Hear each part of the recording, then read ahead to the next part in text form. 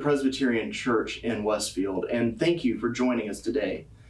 This video that you're watching kicks off a brand new worship series for us where we're diving into the more disturbing aspects of one of the Bible's most beloved people. So for the next 5 weeks, we're going to be taking seriously how the consequences of King David's actions and inactions left a wake of broken lives. This may sound bleak, but there's good news embedded within it. Despite very real mistakes, despite very real consequences, David's life remains one of beauty and grace and even reconciliation.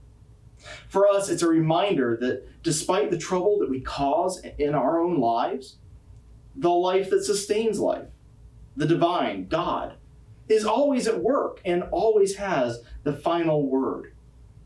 Let us start now with the dark side of David. I will feast at the table of the Lord. I will feast at the table of the Lord.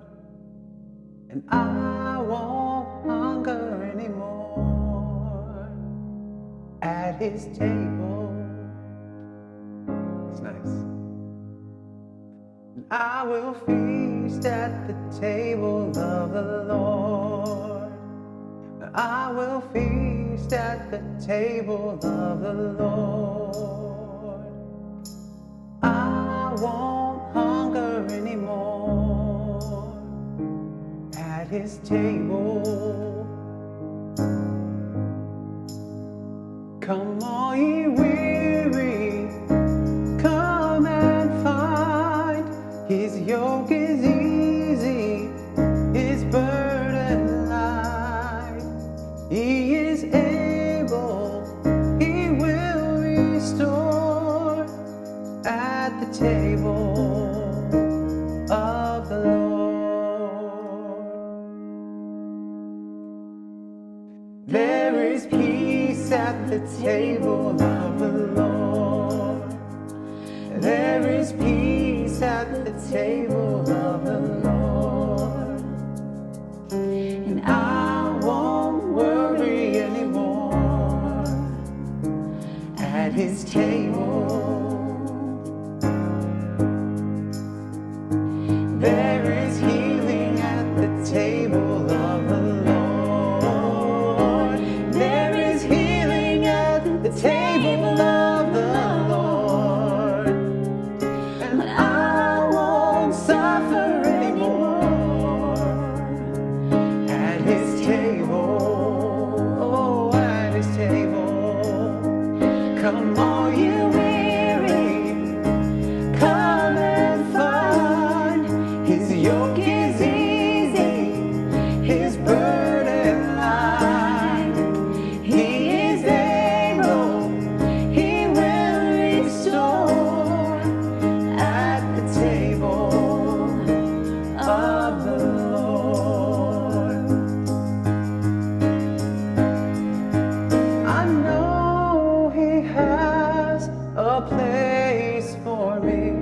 Oh, what joy will fill my heart with the saints around the mercy seat of God.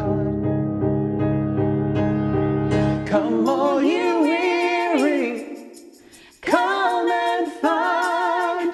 His yoke is easy, his burden light. He is able, he will restore at the table of the Lord. At the table of the Lord, to his table.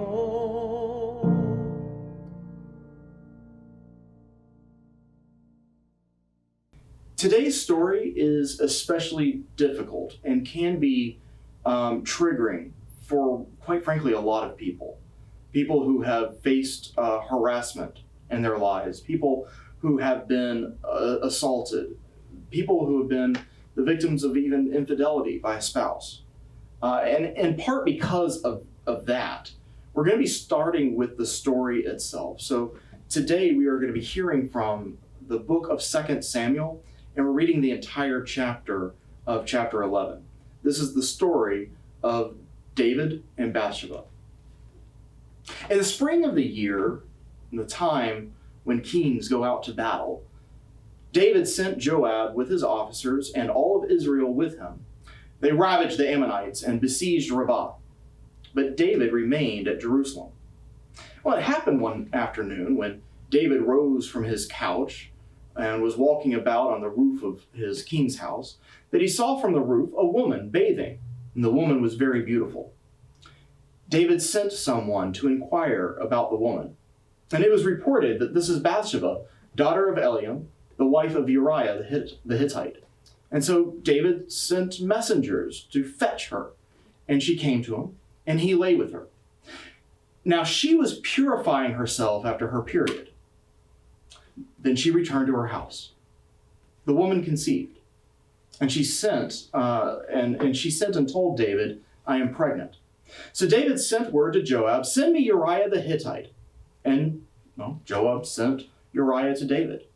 When Uriah came to him, David asked how Joab and the people fared and how the war was going. Then David said to Uriah, "Go down to your house and wash your feet." Uriah went out of the king's house, and there followed him a present from the king. But Uriah slept at the entrance of the king's house with all the servants of his lord, and he did not go down to his house. When they told David Uriah did not go down to his house, David said to Uriah, "You have just come from a journey. Why did you not go down to your house?" Uriah said to David, "The ark and Israel and Judah remain in booths, and my lord Joab and the servants of my lord are camping in the open field. Shall I then go to my house and to eat and to drink and lie with my wife? As you live and as your soul lives, I will not do such a thing." Well, then David said to Uriah, "Remain here today also, and tomorrow I will send you back." So Uriah remained in Jerusalem that day. And on the next day, David invited him to eat and to drink in his presence and made him drunk. And in the evening, he went out to lie on his couch with the servants of his lord, but he did not go down to his house. In the morning, David wrote a letter to Joab and sent it by the hand of Uriah. In the letter, he wrote, "Set Uriah in the forefront of the hardest fighting, and then draw back from him so that he may be struck down and die." As Joab was besieging the city, he assigned Uriah to the place where he knew there were valiant warriors. The men of the city came out and fought with Joab, and some of the servants of David among the people fell. Uriah the Hittite was killed as well. And then Joab sent and told David all the news about the fighting. And he instructed the messenger, "When you have finished telling the king all the news about the fighting, then if the king's anger rises, and if he says to you, 'Why did you go so near the city to fight? Did you not know that they would shoot from the wall? Who killed Abimelech, son of Jerubbaal? Did not a woman throw an upper millstone on him from the wall so that he died at Thebez? Why did you go so near to the wall?' Well, then you shall say, 'Your servant Uriah the Hittite is dead too.'" So the messenger went and came and told David all that Joab had sent him to tell. The messenger said to David, "The men gained an advantage over us and came out against us in the field, but we drove them back to the entrance of the gate.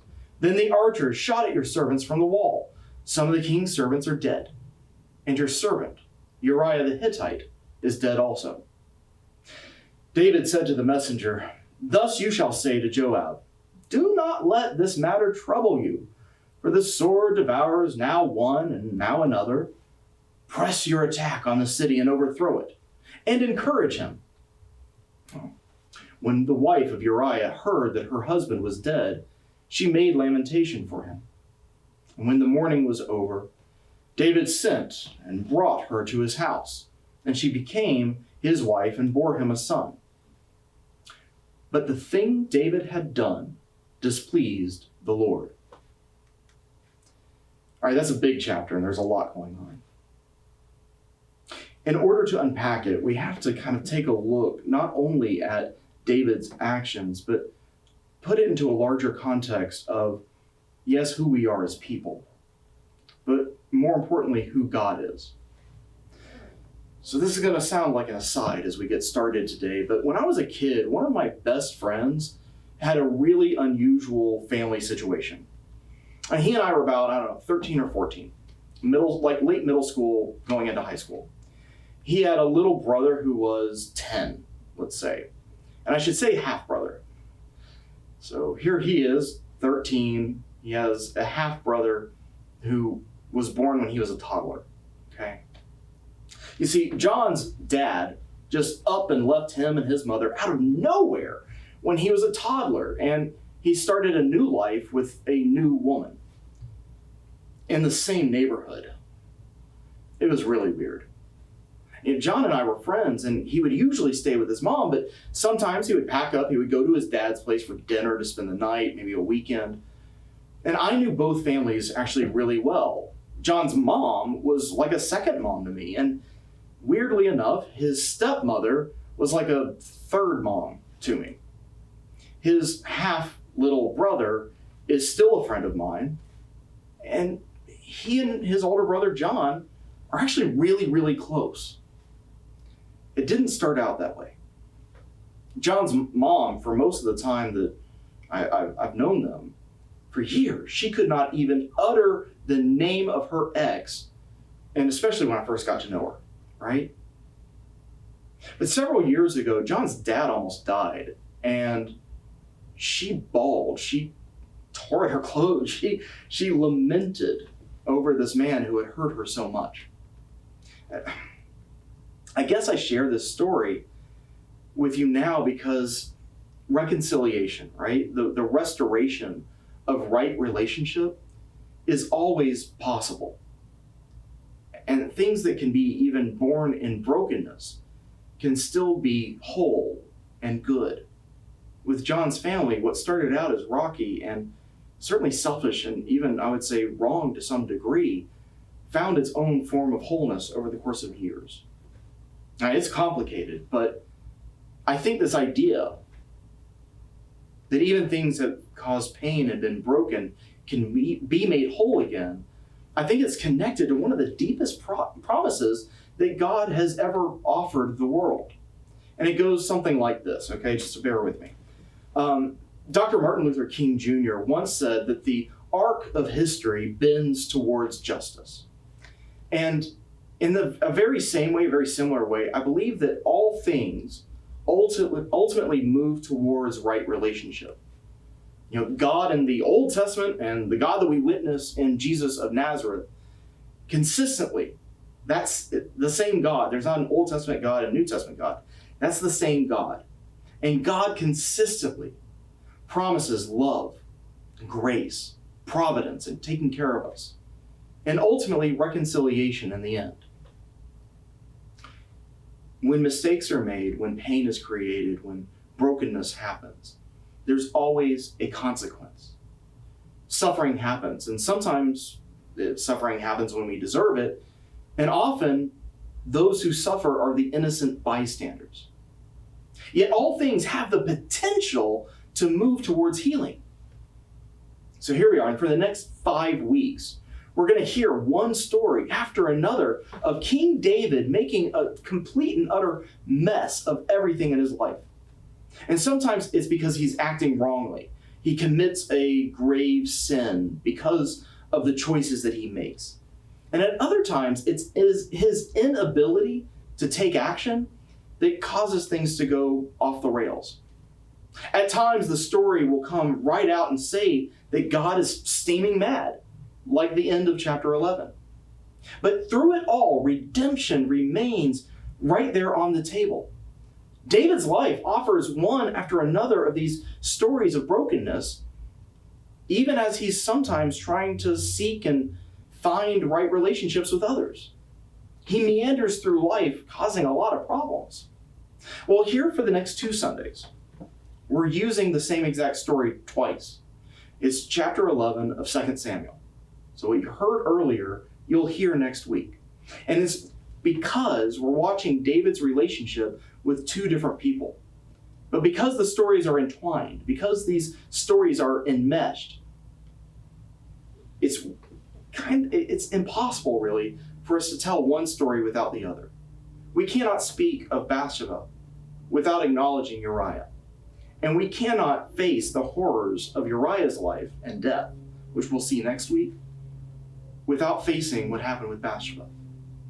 So today we watch David pursue Bathsheba. Her name literally means the daughter of the oath. And we watch David not only pursue her, but try to shake off responsibility and accountability. And one wrong led to one after another after another.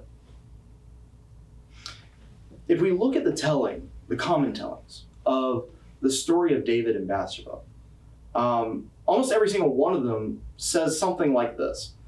Early in his reign, King David, unable to sleep, took a walk on the rooftops in the soft moonlight. He saw the young bride, Bathsheba, taking a bath, and he was immediately smitten. I'm using that word smitten because it's actually a word that's been used in commentaries, right? He sees her and smitten. He's like a boy. He can't help himself.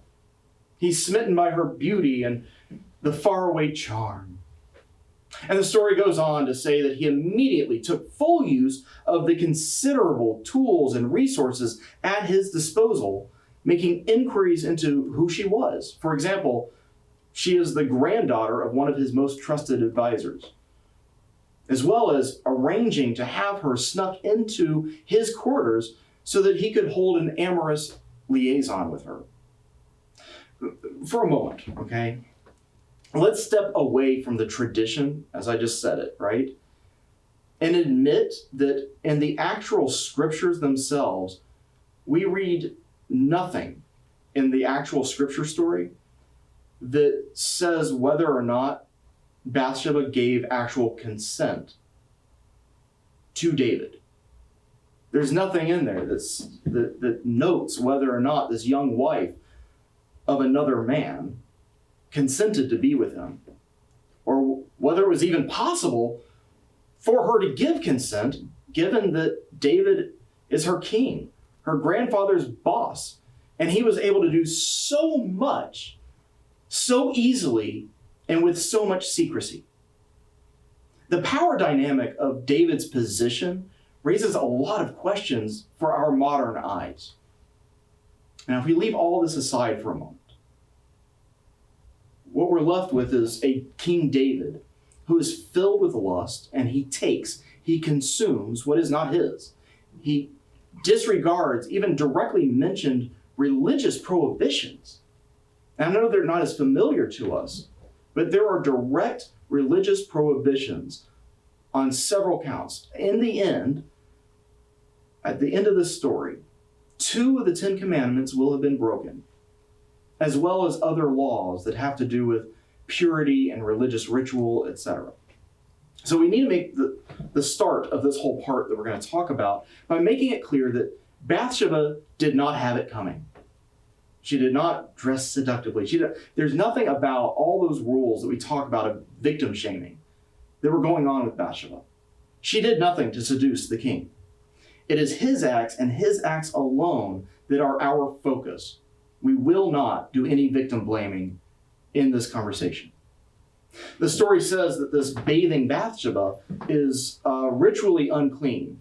And this is because of her fertility cycle. It says she had just finished her period and that she's doing, according to religious law, what she needs to do to re-enter society. This is a common thing at that point in history. She is forbidden from any contact with men of any sort. And it's while that happens that David sends for her. There's little she can do to say no. Well, afterwards, she comes back to him, pregnant. And now, in the biblical record, at that time, there were very specific prescriptions around ending an unwanted pregnancy. But it had to be administered by a priest and had to be requested by the husband when he thought his wife was unfaithful. The potential for scandal terrifies David. And he makes this mess even worse now. And that's where we land with Uriah the Hittite. Uriah the Hittite is Bathsheba's husband. He's this excellent warrior, and he's helping to lead the siege in this country, Ammon, as part of a holy war to extend the kingdom. And if David is going to cover things up, he needs Uriah to come home quick for some well-deserved R&R. Well, the problem actually arises when Uriah comes back. He gives a progress report to the king, but he disobeys the king's orders to go home, and he stays with the troops.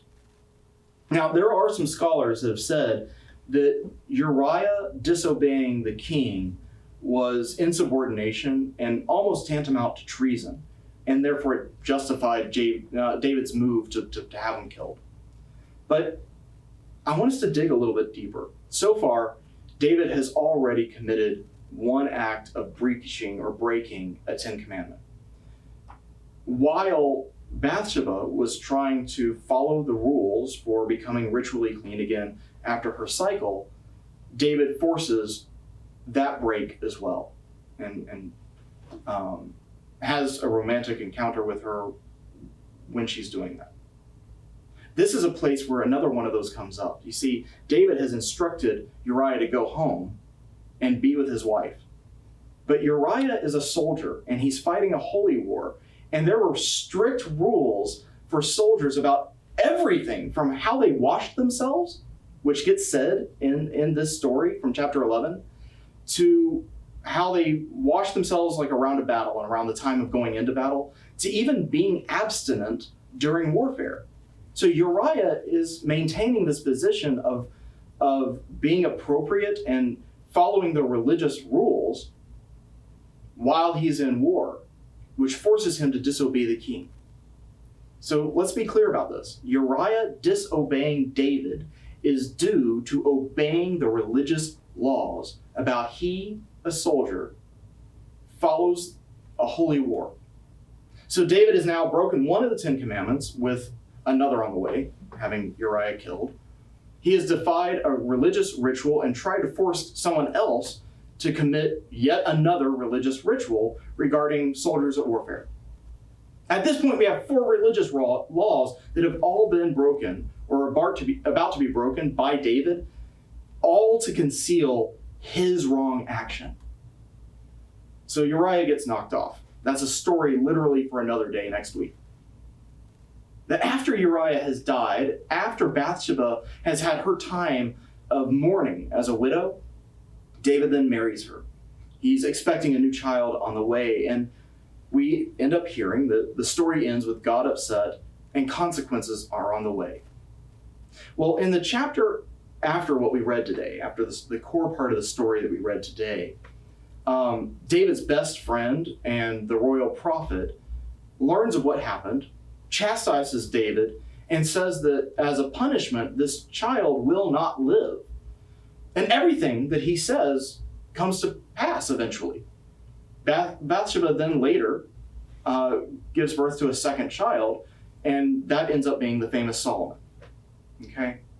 Now, the stories after the one that we hear about with Bathsheba, many of the stories involve times of peace, of good accord, of things going well, as well as some really terrible things that happen in David's life. But a lot of the mess of David's life starts with this story, this moment, this moonlight walk on his roof, right? And it continues to impact this nation, Israel, and his family for the rest of David's life. And the problem is that David's not alone. Because he's in relationship with so many other people, the waves that he makes in his life touch and rock all these other lives. The effects of this story will continue to rock the boat, even in his old age, as Solomon's legitimacy to be his heir is questioned, not only because of age, but because of the origins. Now, I heard a Buddhist monk recently talk about how we live our lives. And he was talking about trying to make sure that we're always moving forward and not looking back, not getting caught in our own past. I think there's a lot of wisdom about this, but you also have to learn. And here's what he was talking about. He was talking mostly about depression and anxiety. And the depression, we get caught up in both of these when we continue in our lives to circle back into the so-called wake, right, of our past actions. Like a boat is moving forward, and as long as you keep moving forward, all those waves, hey, they don't touch you, right? It's when we circle back into them, or we cross into somebody else's wake, that we get consumed, we get swamped by what has been happening. And in this example that I heard about this monk talking, he pointed out that by moving forward, we remain unaffected by our past. Okay, I get what he's saying, but I also, to a degree, disagree. I have to stop and pause and think about friends of mine right here in this town, okay? Friends of mine who are facing terrible mistakes that have been made, marriages that are falling apart, stories of abuse, addiction, abandonment even. And I see the ripples of this brokenness cascading into each other, the point to which it feels like the whole situation, and so many of these situations seem to be boiling on the surface because every problem seems to be compounded by other problems. And the fact is, sometimes we do things that seem unforgivable. Sometimes we reach a place in our own lives where we don't know if we can come back from where we are. Sometimes we might even ask, will God still be with me doing what I'm entering?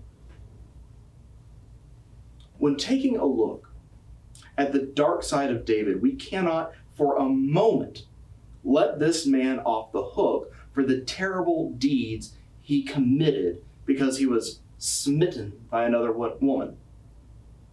This author of the Psalms, David, right, who so eloquently sings of his spiritual connection, right, with the divine, is the very same man who awakened the anger of the Most High. This king whose long reign brought so much stability and good also brought war, civil war, famine, and plague to his people. And yet, as is true for every single one of us, all is not lost. This is a mess. David creates a mess with his so-called adultery with Bathsheba. But things can be righted, and wrongs can be made right. The medieval Anselm, he's a thinker and a theologian, and I think he was the Archbishop of Canterbury at one point. Anselm once said that theology is nothing more than faith seeking understanding, right? We feel this tug, we feel this notion towards faith, and theology is nothing more than trying to figure that out, trying to make more sense of it. And our God is a God who promises love and grace and right relationship, right? So we could almost just as easily say that true faith is not about having the right thoughts about God, but instead faith is yearning and seeking right direction from God. That faith is this feeling of yearning towards being on the right path, being pulled in a way, in a direction that is where we want and need to be. This relationship that caused so much pain for so many between David and Bathsheba, and did so and caused so much pain for so many years, eventually becomes a relationship of affection and trust and even blessing in the world. Now, David makes a mess, and yet over time, God is able to bring beauty even into this problem, this relationship, this brokenness. When we look at the dark side of David, what starts to become true over and over and over again is that God is at work doing something. God is able to bring beauty and order even out of chaos. And the same is true for you and for me.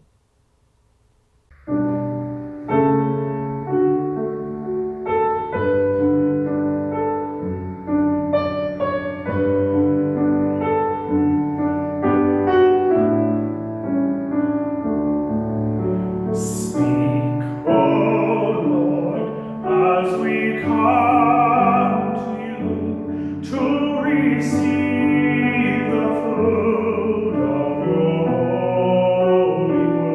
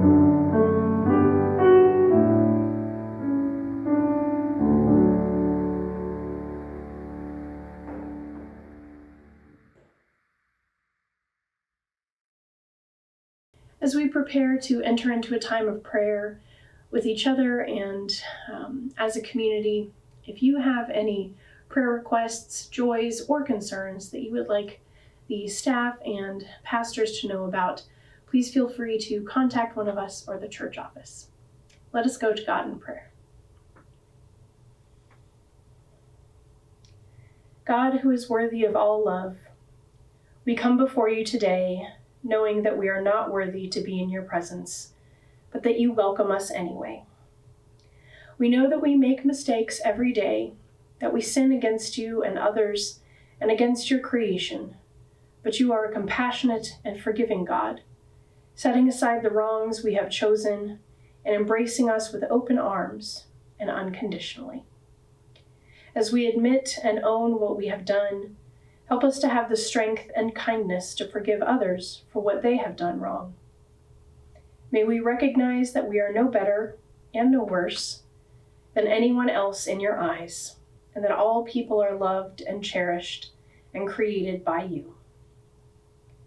God of all times, so many of us prioritize our accomplishments, our work, the things we can do above all else, and we suffer for that choice. Not only us, but those around us who have been pushed aside in the race to win and be the best. We hurt ourselves, but also damage relationships with friends, families, co-workers, even strangers. And we put success above you, which is a sinful choice. Help us to take the time to slow down, to not prioritize speed or being the best, but instead to put relationships with you, with those we love and care about, and those who are in need of the help we can give first. You have given each of us a purpose in life, whether large or small, and we have much to give back to you and to the world. Help us to embrace that purpose and live lives that are pleasing to you. God of healing and miracles, we see and experience pain and sickness in this world.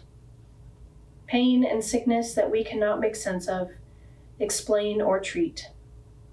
In our times of distress, worry, and frustration, may we turn to you and cry out for help and healing.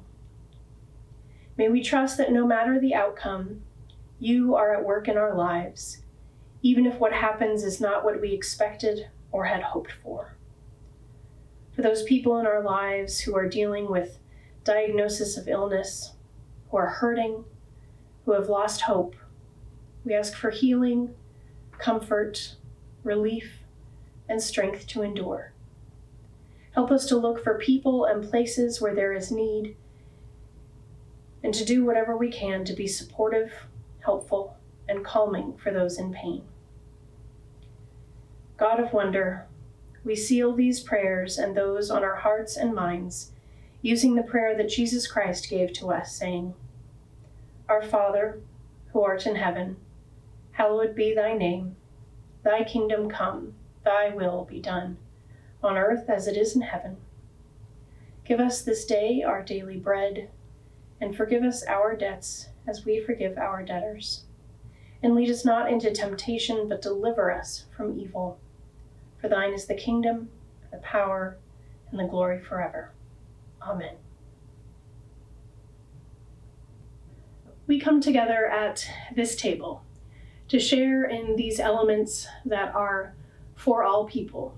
They are for those who have had faith their whole lives, those who have gone back and forth, those who are still searching, those who have questions. All are welcome at this table because this is the table of Christ. And Christ was for all and is for all. Please join me in prayer. Awesome God, we ask your blessings upon these gifts of bread and wine, that they nourish us spiritually as food nourishes our bodies physically. We come before you and share at your table, receiving your love and your saving grace. We remember on the night that he was betrayed that Christ had dinner with his disciples in the upper room. And at that meal, he took the bread, and having given thanks, he broke it and gave it to them and said, "This is my body, broken for you. Take and eat." And in the same way, after supper, he took the cup, and he said, "This is the cup of the new covenant, poured out in my blood for the forgiveness of sins. Take and drink."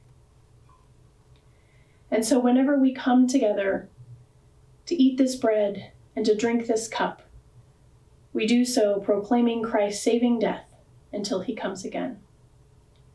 Friends, the table is ready. Let us partake.